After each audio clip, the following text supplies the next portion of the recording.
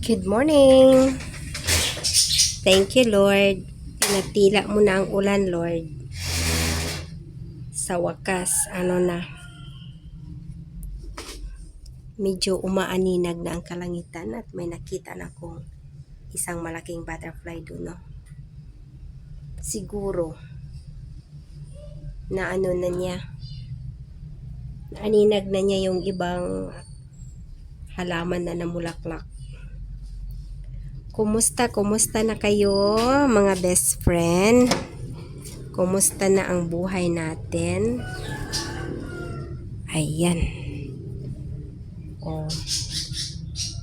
Mabuti at nagdahon ka na.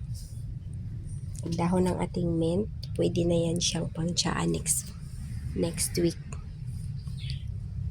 Saka, tingnan natin ang ating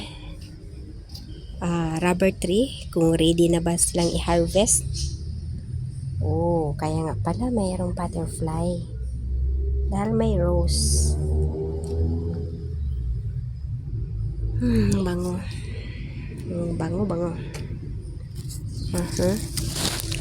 I-check natin itong ating mga rubber tree. Bumaluktot na ang sanga.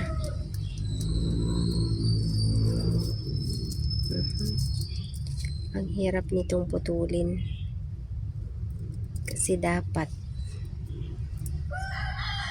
dito maputol natin ang maigi. So, ito magiging sacrifice na naman siya. Yung iba, hindi pa gaanong maugat. Ito puno na ng ugat. Ito siya, parang hindi siya nag-ugat. Bakit kaya? Ito, may ugat na siya ng kaunti. Tapos ito rin. Itong isa puno na ng ugat. Kasi sa ulan, ang bilis niya. Ganito dapat, Yung isa dun sa taas. Wala siyang ugat. Ito, may ugat siya.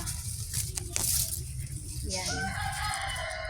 Diba ang gandang tayo niya?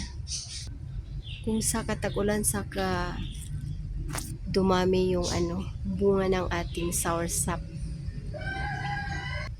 Ay, best friend, ito ang pinakamaganda. Ito, nakita ko na. Ay, ang ating native na orchids.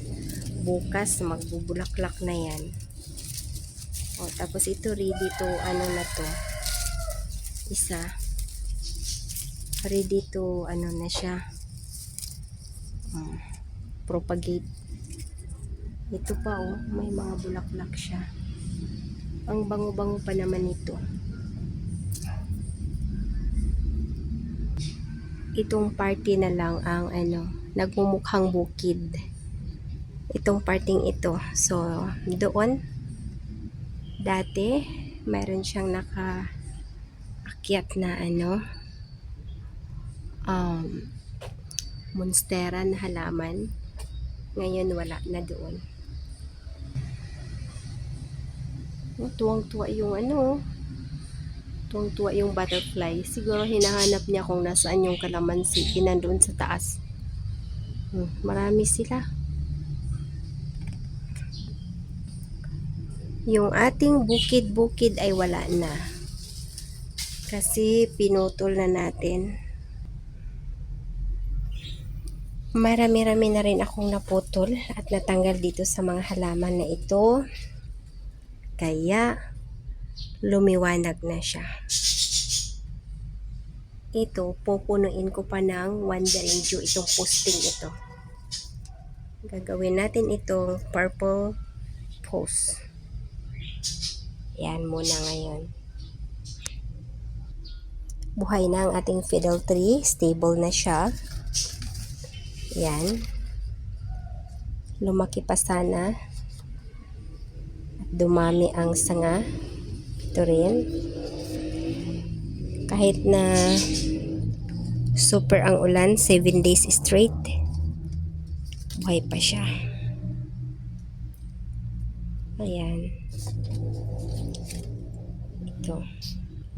Ito na lang ang naiwan sa areang ito. Kasi, pinutol na natin yung ating Eugenia tree. So, ito na lang ang naiwan. Pero maraming mga maraming mga suloy ng monstera. Nakailan-ilan din sila dyan, no? Itong ating fiddle tree na malaki na. Ayan. Sana pag nakamarko tayo nito, buhay lahat. Hindi kagaya noon na marami ding naging casualties. Yan ay. Pangit itong sangang ito kasi naging balikoko siya. Yan. Wow, ang daming bunga ng atis. Yan siya. Makailan-ilan din. Matagal din itong hindi nagbunga dahil sobrang init.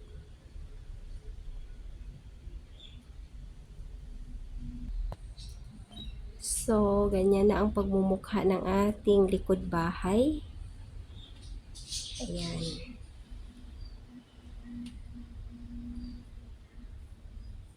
Wala pa siguro ito ditong siguro mga ilang lang kasi ito eh. 4 lang na 2 tiles ang kalapad nito. Yan lang siya. Maliit lang talaga siya. Ngayon, nagtitiis kami sa sobrang ulan-ulan. Noong nakaraan naman, nagtitiis kami sa sobrang init. Kaya okay lang. Saka ikaw, Heartleaf, malapit na kitang ilipat. Ha? Ito siya. Ayusin natin to at nagiging nagiging fully yellow na ang kanyang dahon. Ayan. Nagiging kamukha na niya kasi dumikit siya doon. Naging malapit siya doon. So, nagiging variegated yellow na siya. Plus, isasampa ko pa siya doon ay. Yan. Isasampa ko siya doon para magiging yellow talaga na buo yung kanyang dahon. So, gusto mong maging magiging magandang yellow? O yan. Kamukha na talaga niya, tingnan mo. Ito yung talbos ng prayer tree, ng Korean prayer tree. Ito yung heartleaf ko. So, nagiging kamukha na niya sila. Tingnan mo. Ganyan pala. Okay, dyan ka muna. Dyan ka muna. Kumapit ka dyan para magiging yellow ka. Totoo, naging yellow. Pati yung isang, niya, dahon niya, naging kakulay na. Ito, kaunti ang green na lang. So, na talaga siya, yung yellow na ang majority sa kanya. Yan, ito. Kasi dati, ganito lang ito siya. Ayan. Nung nailapit ko siya dito sa yellow, nilapit ko, bumalik na yung kanyang pagiging variegated. Yan. Diba? At dahil katatapos ng ulan, at ang tubig doon sa harap ay napaka anong tawag nito? Malalim.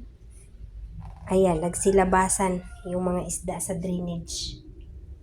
Mabuti may maliit ako kaninang pangsandok yung paglalagyan ng bota. Kaya mamaya si Eric Boy mayroong laruan. Diba? At alam nyo ba na itong halaman na ito, gabi-gabi ang tawag nito sa amin. Nasa ilalim lang ng kagubatan ito tumutubo. Mayroon ako nitong pink na isa, yung tinatawag lang Heart of Jesus. Tapos yung isa naman, white. Marami pang magaganda. Yes, marami pang magaganda. Mayroon pa akong yung, ang cute-cute lang ng pagiging ano niya, pink. Ito oh, ang ganda, di ba? So sana mag-ingat tayong lahat dahil mayroon pang parating na 2 monsoon rain. Sana hindi na rin bumaha ng bumaha dito sa amin. Kasi ang school ng aking mga anak kung saan sila nag-aral, walang baha. Kaya may pasok. Ayan. At kung gusto mong bumili nito best friend at nandito ka lang sa Dagupan, pwede na rin. Bilihin mo ito oh. Ibenta ko na rin ito sa'yo. At marami na siyang suloy. Ayan. Parami na siya ng parami. At yan lang muna. Happy Monday!